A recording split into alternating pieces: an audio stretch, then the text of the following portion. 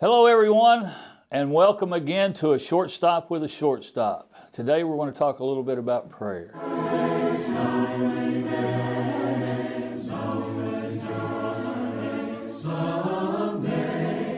the trumpet shall sound, and the dead shall arise,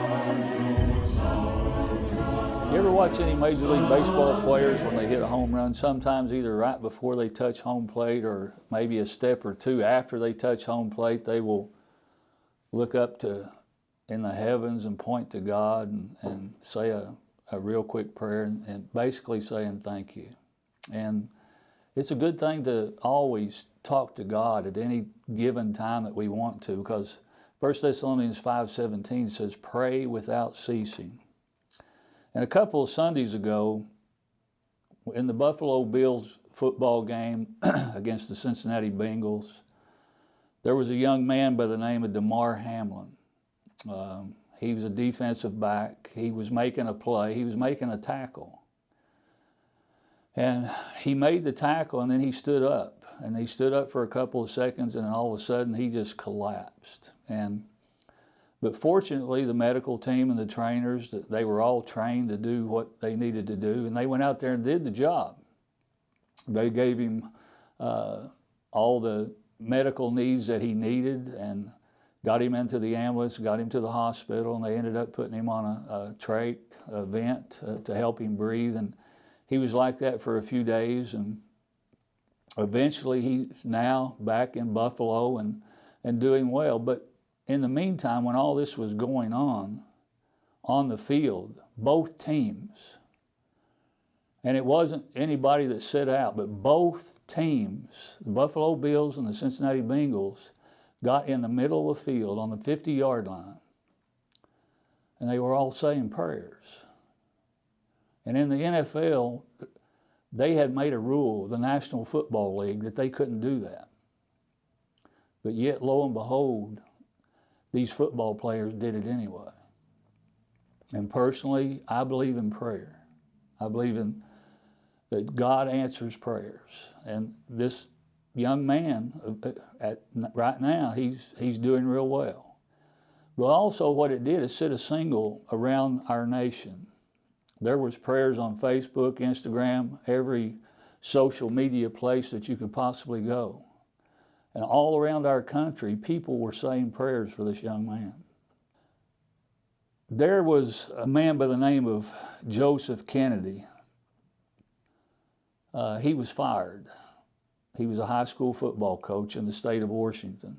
And he was, for 7 years, he'd been leading prayers after the game on the field.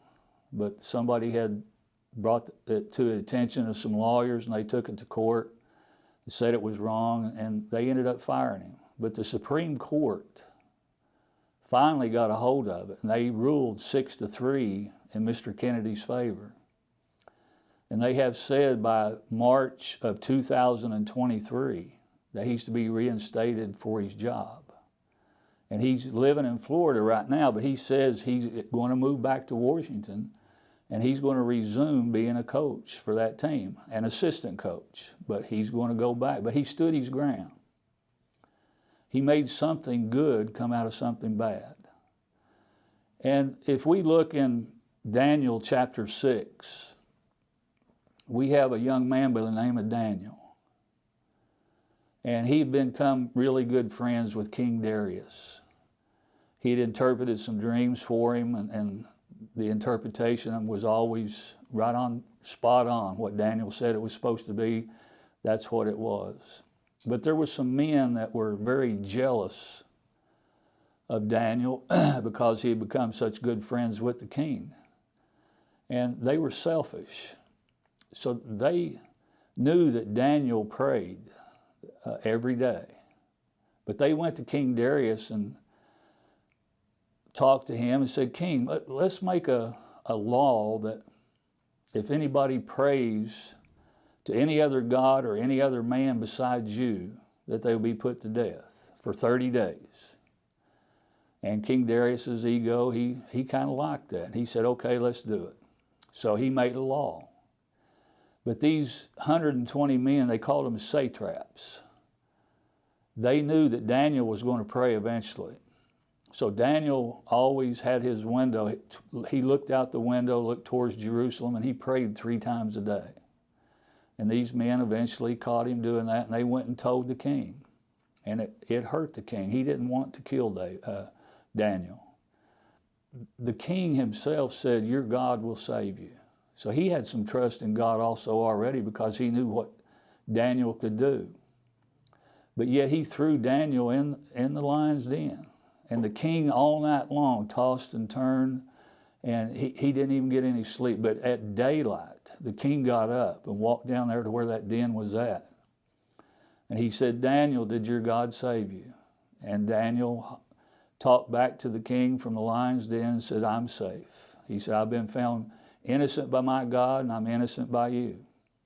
And the king was very happy that Daniel was still alive. Daniel said God had sent an angel to close the lions' mouths, and they did not harm him. But the king had those 120 men that had accused Daniel and wanted to get him killed.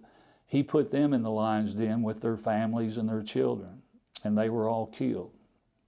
But Daniel was not afraid to do what God wanted him to do. Sometimes our government, which we're supposed to obey, if we look in Romans chapter 12 and chapter 13, we're supposed to obey our government laws unless, unless they contradict the will of God. Daniel was going to pray to God. If we want to pray, we should be able to pray anytime we want to. If we want to come to church, in Hebrews chapter 10, verse 25, it says, do not forsake the assembly. Our government cannot tell us not to assemble. When the young man, Damar Hamlin, was injured with the Buffalo Bills, he said, I just feel like I need to pray. And he was live on ESPN. And that took a lot of guts to do, because ESPN is one of the most liberal TV stations that there are, even though it's a sports station. But he said a prayer on live TV. And it took a lot of guts to do that. He didn't get fired. But if we stand our ground and we're not afraid to do what God wants us to do, we can always make something good come out of something bad, just the way that Daniel did. He stood his ground, and he made something good come out of something bad.